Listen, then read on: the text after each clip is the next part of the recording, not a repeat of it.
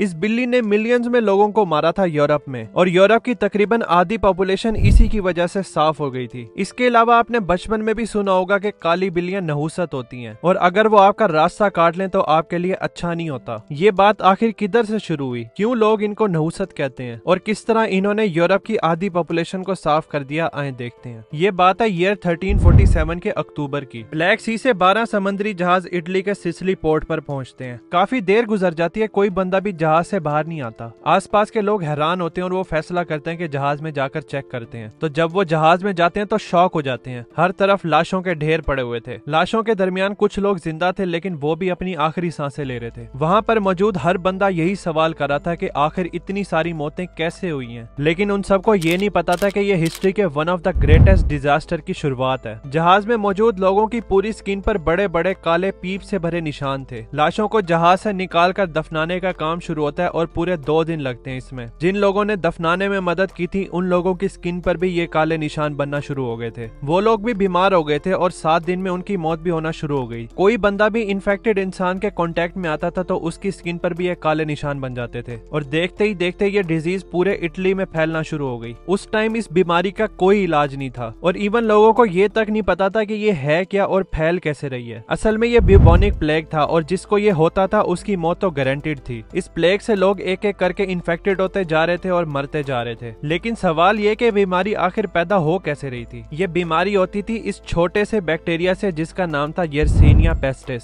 ये बैक्टीरिया पाया जाता है इन्फेक्टेड फ्लीज में और ये फ्लीज बालों वाले जानवर पर रहती हैं, जैसे कि चूहे वगैरह, और उनका खून चूसती हैं। ठीक वैसे ही जैसे हमारे सर पर हेड लाइस या जुएं हमारा खून चूसती हैं। तो जब कोई इन्फेक्टेड फ्लीज चूहे को काटती है तो वो चूहा भी इन्फेक्टेड हो जाता है। तो जब इस इन्फेक्टेड चूहे को कोई नई फ्लीज काटती है तो वो भी इन्फेक्टेड हो जाती है और ये साइकिल बढ़ती रहती है। इंसानों में ये किस तरह ट्रांसफर होती है और मौत किस तरह गारंटी है, इसको देखो जरा। ये इंसानों में भी फ्लीज की वजह से होती है। जब एक फ्लीज जिसमें यर्सीनिया पेस्टिस बैक्टीरिया हो वो इंसान को काटे तो ये बैक्टीरिया इंसान की ब्लड स्ट्रीम में घुस जाता है और उधर से पूरी बॉडी में फैलता है। इस बैक्टीरिया के पास डिफेंसिव मैकेनिज्म होता है जो इसको मदद करता है हमारे व्हाइट ब्लड सेल से लड़ने में। तो ये बैक्टीरिया जिंदा रहता है और अपना काम शुरू कर देता है बॉडी में। इंसान की बॉडी में ये 5 जगह हैं जिधर ये बैक्टीरिया रिप्रोड्यूस होता है और 2 से 8 दिन लगते हैं इसको अपनी तादाद खतरनाक लेवल तक बढ़ाने में। बॉडी के लिम्पिड नोड्स जिधर ये व्हाइट ब्लड सेल इन्फेक्शन से लड़ते हैं उन जगहों पर ये पीप वाले फोड़े या ब्यूबन्स बनना शुरू हो जाते हैं। इसी वजह से इसका नाम ब्यूबोनिक प्लेग रखा गया। ये इन्फेक्शन पूरी बॉडी में फैलना शुरू होता है जिसकी वजह से इंसान बीमार हो जाता है। हमारा इम्यून सिस्टम डेस्परेटली इस इन्फेक्शन को कंट्रोल करने की कोशिश करता है। इस प्रोसेस के दौरान हमें तेज बुखार होता है क्योंकि इम्यून सिस्टम पूरी कोशिश कर रहा होता है इस बैक्टीरिया को मारने की। ब्लड वेसल फ्लूइड्स लीक होना शुरू हो जाते हैं, बॉडी की मेन ऑर्गन्स फेल होना शुरू हो जाती हैं और एंड में बंदे की मौत हो जाती है। ये तो पता चल गया कि इन्फेक्टेड चूहों की वजह से ये बीमारी फैल रही थी, लेकिन ये इन्फेक्टेड चूहे आ कहां से रहे थे? तो ये शुरुआत होती है एशिया से। वहां पर ब्यूबोनिक प्लेग फैला हुआ था। उस टाइम एशिया से दुनिया भर में ट्रेड होती थी, मोस्टली यूरोप में। तो जो जहाज एशिया से रवाना हुए थे उनमें ये इन्फेक्टेड चूहे थे। चूहे तो वैसे भी अंधेरी जगहों में रहते हैं। तो जब 1347 में वो 12 जहाज आए थे उनसे ये इन्फेक्टेड चूहे इटली में घुस गए थे। दूसरे आने वाले जहाजों में भी ये इन्फेक्टेड चूहे होते थे और ये जहाज जगह जगह रुकते थे। तो ये इन्फेक्टेड चूहे शहरों में घुस जाते थे और इस तरह पूरे यूरोप में फैल गए। वैसे भी उस टाइम यूरोप में पॉपुलेशन बूम था, ना ही कोई सैनिटरी सिस्टम था, ना ही कोई सफाई का ख्याल रखा जाता था। तो इन चूहों के लिए बहुत जगह थी अपनी पॉपुलेशन बढ़ाने के लिए। इस तरह ये बीमारी पूरे यूरोप में आग की तरह फैल रही थी और लोग मरते जा रहे थे। अब इस सब का ताल्लुक आपको बिल्लियों से बताता हूँ कैसे है। उस टाइम पर लोग सुपरस्टिशियस थे और जिन भूतों वाली स्टोरीज पर तो आसानी से बिलीव कर लेते थे। यूरोप में तो वैसे भी विचेस वाला सीन चल रहा था। वो लोग मानते थे कि कुछ औरतें काला जादू वगैरह करती हैं और शैतानी रास्ते पर चलती हैं। उनको ये विचेस बुलाया करते थे। उस टाइम पीरियड में बिल्लियों की वैसे ही शामत आई हुई थी। लोग ये बिलीव करते थे कि बिल्लियों के पास सुपर नेचुरल पावर होती है, स्पेशली काली बिल्ली। वो ये मानते थे कि विचेस काली बिल्लियों में चेंज हो जाती हैं और अपना रूप बदल लेती हैं। आपने भी आई एम श्योर पुराने लोगों से सुना होगा कि काली बिल्ली रास्ता काट ले तो अच्छा नहीं होता। उनकी भी यही वाली सोच थी। आई एम श्योर उनको ये वजह भी नहीं पता होगी, बस ब्लाइंडली ये मानते थे कि अच्छा नहीं होता रास्ता काटना। तो ये वाली सोच एशिया में यूरोप से ट्रांसफर हुई थी क्योंकि उधर के ही लोग विचेस में बिलीव करते थे। खैर वो लोग इसी वजह से बिल्लियों को मार देते थे। इस ब्यूबोनिक प्लेग में बहुत सारे लोग रिलीजियस हो गए थे और समझ रहे थे कि गॉड की तरफ से हम पर यह अजाब आया है। अब होता यह है कि लोगों ने नोट किया कि जिनके घर बिल्लियां हैं उनको तो ये प्लेग हो ही नहीं रहा, स्पेशली औरतों को, क्योंकि वो तो घर में ही रहती थी। तो लोगों ने सोचा कि ये औरतें विचेस हैं और इनके पास तो बिल्लियां भी भी हैं तो वो लोग उन औरतों और बिल्लियों को ढूंढ ढूंढ कर मार देते थे। हालांकि अगर एक्चुअल में देखें तो उन बिल्लियों की वजह से चूहे उनके घर में आते ही नहीं थे, इसी वजह से उनको प्लेग ही नहीं हो रहा था। यूरोप में हजारों बिल्लियों को इसी सुपरस्टिशियस सोच की वजह से मार दिया जाता है। अब बिल्लियों की पॉपुलेशन बहुत कम हो गई तो चूहों की पॉपुलेशन एक्सप्लोड हो गई। बिल्लियां वैसे भी चूहों की पॉपुलेशन कंट्रोल में रखती हैं, इसी वजह से ये प्लेग आग की तरह पूरे यूरोप में फैलता गया। इस बीमारी के बारे में किसी को आइडिया नहीं था कि इसको किस तरह ट्रीट करते हैं, क्योंकि मेडिकल नॉलेज ही लिमिटेड था। किसी चीज का जवाब जब इंसान के पास नहीं होता तो वो अपनी थ्योरीज बना लेता है। तो इस प्लेग के बारे में भी उस टाइम लोगों ने काफी सारी थ्योरीज दी। कुछ लोग कह रहे थे कि ये प्लेग बैड एयर की वजह से फैल रहा है और गंदी हवा बीमारी फैला रही है। कुछ लोग कह रहे थे कि प्लेनेट की मूवमेंट्स की वजह से ये हो रहा है। कुछ लोग ये बोल रहे थे कि गॉड हमारे गुनाहों की सजा हमें दे रहा है। कुछ लोग ज्यूस पर इल्जाम लगा रहे थे कि उन्होंने पानी के कुओं में जहर मिला दिया। इसी वजह से उस टाइम बहुत सारे ज्यूस को भी मारा गया। मेडिकल नॉलेज लिमिटेड होने की वजह से उस टाइम के डॉक्टर्स का भी बैड एयर थ्योरी पर इत्तेफाक था। डॉक्टर्स ने तो स्पेशली अपने लिए ये कॉस्ट्यूम बनाया था। इसमें सबसे इम्पोर्टेंट चीज है ये परिंदे की चोंच वाला मास्क, क्योंकि डॉक्टर ये बिलीव करते थे कि ये प्लेग बैड एयर की वजह से फैला है। वो इस चोंच में रोजाना फूल और जड़ी बूटियां डालते थे ताकि उनको खुशबू आए और बाहर की बुरी हवा से बच सकें। इसके अलावा लेदर के जूते होते थे, लेदर की पैंट होती थी, ग्लव्स और साथ ये लॉन्ग कोट होता था और ये टोपी। डॉक्टर्स के पास ये एक छड़ी होती थी जिसकी मदद से ये लोगों को चेक करते थे। लकीली डॉक्टर इस कॉस्ट्यूम की वजह से ही बीमार नहीं होते थे। डॉक्टर्स तो ये सोच रहे थे कि कॉस्ट्यूम की वजह से ये बैड एयर से बच रहे हैं, जबकि असल में ये हो रहा था कि फ्लीज डॉक्टर को इस कॉस्ट्यूम की वजह से काट ही नहीं सकती थी, क्योंकि पूरी बॉडी तो कवर थी। तो इस तरह डॉक्टर एक्सीडेंटली इस प्लेग से बचे रहे। इस प्लेग ने 25 मिलियन से भी ज्यादा लोगों को मारा था पूरे यूरोप में, और पूरी दुनिया में तो 100 मिलियन से भी ज्यादा लोग मर गए थे इस बीमारी की वजह से सिर्फ 4 सालों में। लेकिन ये प्लेग खत्म कैसे हुआ, इस बारे में रिसर्चर्स मानते हैं कि काफी सारे फैक्टर्स का कॉम्बिनेशन है। क्योंकि ये ब्यूबोनिक प्लेग बहुत तेजी से फैला था और 7 दिन में ही बंदे की मौत हो जाती थी, तो वो बैक्टीरिया भी बंदे के साथ मर जाता था। इस प्लेग ने इतने ज्यादा लोगों को इतनी तेजी से मार दिया कि और बंदे बचे ही नहीं बीमारी फैलाने के लिए। बचे हुए लोगों को भी पता चल गया था कि सरवाइव करना है तो इन्फेक्टेड लोगों से दूर रहना है, तो लोग शहर छोड़ देते हैं और देहातों वाली साइड पर आइसोलेट रहते हैं। दूसरे लोगों के साथ भी कांटेक्ट करना छोड़ देते हैं। लोग बाजार भी नहीं खोलते थे, चर्चिज भी बंद हो गई थी और इवन डॉक्टर्स ने पेशेंट को देखने से भी इनकार कर दिया था। गवर्नमेंट ने भी नया रूल बना दिया था कि ट्रेड से आने वाले जहाजों के अंदर बंदों के लिए कंपलसरी है कि वो 30 दिन अपनी शिप में आइसोलेट रहेंगे, उसके बाद ही वो शहरों में दाखिल होंगे। बाकी इन्होंने अपने सैनिटरी सिस्टम को भी इम्प्रूव किया, जिसकी वजह से चूहे भी कम होते गए। इसके अलावा लोगों ने भी अपनी पर्सनल हाइजीन का ख्याल रखना शुरू कर दिया। ये कुछ कंबाइंड फैक्टर्स थे जिनकी वजह से यूरोप ब्यूबोनिक प्लेग से बाहर आया था। ये टाइम पीरियड यूरोपियन हिस्ट्री के लिए तो अच्छा नहीं था। खैर वक्त है, अच्छा हो या बुरा गुजर ही जाता है। इस इंसिडेंट में 25 मिलियन लोग मरे थे, ये तो पूरे कॉन्टिनेंट की बात है। लेकिन चाइना में 45 मिलियन लोग मर गए थे इस चिड़िया की वजह से। चाइना के इस इंसिडेंट में भी मैंने डिटेल में वीडियो बनाई है, आपको हाईली रिकमेंड करूंगा कि आप जरूर देखना। मिलते हैं फिर चाइना में।